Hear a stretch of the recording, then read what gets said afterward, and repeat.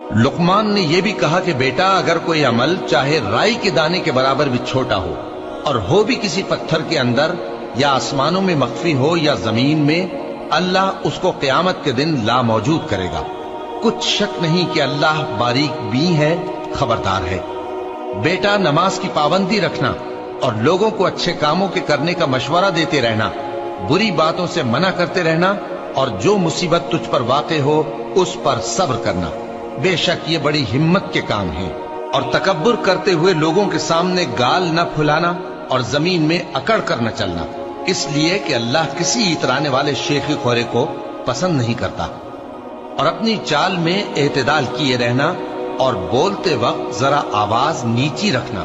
کیونکہ بہت اونچی آواز گدھوں کی سی ہے، اور کچھ شک نہیں کہ سب سے بری آواز گدھوں کی ہوتی ہے۔ کیا تم نے نہیں دیکھا کہ جو کچھ آسمانوں میں اور جو کچھ زمین